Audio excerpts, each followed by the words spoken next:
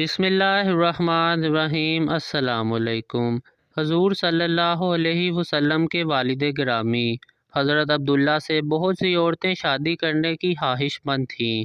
ان میں ورقہ بن نوفل کی بہن ام قتال اور فاطمہ نامی بھی شامل تھیں، بلکہ فاطمہ نے تو ان کو 100 اونٹوں کی پیشکش بھی کی تھی، مگر حضرت عبداللہ نے ان میں سے کسی کو بھی جواب نہ دیا اور اپنے والد کے ساتھ آگے چلے گئے۔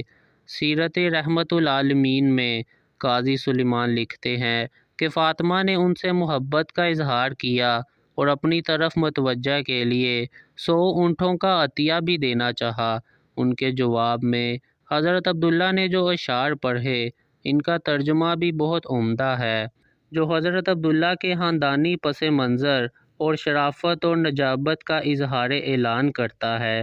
حضرت عبداللہ نے جو اشعار پڑھے، ان کا ترجمہ یہ ہے: فعل حرام کے ارتکاب سے تو مر جانا ہی اچھا ہے، حلال کو بے شک پسند کرتا ہوں، مگر اس کے لیے اعلان ضروری ہے۔ تم مجھے بہکاتی اور پھسلاتی ہو، مگر شریف آدمی کو لازم ہے کہ اپنی عزت اور دین کی حفاظت کرے۔ ایک دفعہ ام قتال نے دیکھا کہ عبد المطلب اور حضرت عبداللہ دونوں باپ بیٹے کہیں جا رہے ہیں، تو اس نے حضرت عبداللہ سے پوچھا کہ تم کہاں جا رہے ہو؟ تو حضرت عبداللہ نے فرمایا کہ مجھے نہیں پتہ، مجھے میرے والد صاحب جہاں لے جائیں گے میں وہیں جاؤں گا۔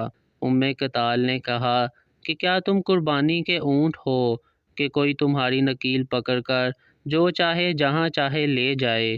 اس پر حضرت عبداللہ نے جواب دیا کہ یہ میرے والد صاحب ہیں، ان کی حکم عدولی نہیں کر سکتا اور نہ ان کی جدائی برداشت کر سکتا ہوں۔ یہ الفاظ کہہ کر وہ آگے چلے گئے۔ آپ کے والد حضرت عبداللہ کو وہاب بن عبد المناف بن زہرہ کے پاس لے گئے، جو اس وقت قبیلہ بنو زہرہ کے سردار تھے، اور ان سے کہا کہ اپنی بیٹی آمنہ سے ان کی شادی کر دیں۔ دونوں خاندانوں کا تعلق بنو اسماعیل سے تھا، اس لیے دونوں رضامند ہو گئے۔ اس وقت عرب میں یہ دستور تھا کہ دلہا شادی کے بعد 3 دن تک سسرال میں رہتا تھا۔ اسی طرح حضرت عبداللہ بھی 3 روز تک یثرب میں رہے، پھر گھر چلے گئے۔ اس وقت ان کی عمر 25 سال تھی۔ حضرت آمنہ نکاح کے بعد پہلے ہی ہفتے میں نور نبوت بن گئیں۔ ان کو خواب میں بتایا گیا کہ آپ اپنے بیٹے کا نام احمد رکھنا، چنانچہ والدہ نے آپ صلی اللہ علیہ وسلم کا نام احمد رکھا اور آپ کے دادا نے آپ کا نام محمد رکھا۔ اس خواب کے بعد حضرت آمنہ کو یقین ہو گیا کہ آپ کا فرزند بہت مبارک اور مسعود ہوگا۔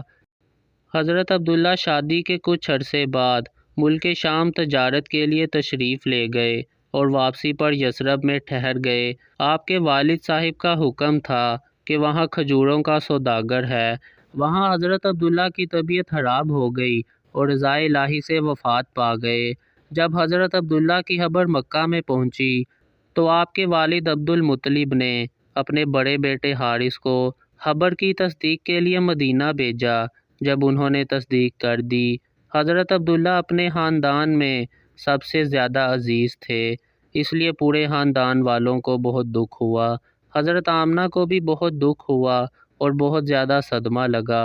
حضرت عبداللہ نے ترکے میں 5 اونٹ، بکریوں کا 1 ریوڑ اور 1 لونڈی چھوڑی تھی، جس کا نام ایمن تھا۔ ایمن کا اصل نام برکت تھا۔ انہوں نے آپ صلی اللہ علیہ وسلم کو گود میں کھلایا تھا۔ خانہ کعبہ کے سائے تلے عبد المطلب کے لیے ایک قلین کا ٹکڑا بچھا دیا جاتا تھا، جس پر احتراماً ان کے سوا کوئی دوسرا نہیں بیٹھتا تھا۔ ایک دن چھوٹی سی عمر میں آپ صلی اللہ علیہ وآلہ وسلم آئے اور آ کر قلین پر بیٹھ گئے۔ آپ صلی اللہ علیہ وسلم کو وہاں سے اٹھانا چاہا تو آپ صلی اللہ علیہ وسلم نے انکار کر دیا اور دوبارہ بیٹھ گئے۔ انہوں نے دوبارہ منع کیا۔ حضرت عبد المطلب نے جب دیکھا کہ آپ صلی اللہ علیہ وسلم کو منع کیا جا رہا ہے تو عبد المطلب نے کہا کہ اس مبارک بچے کو نہ اٹھاؤ۔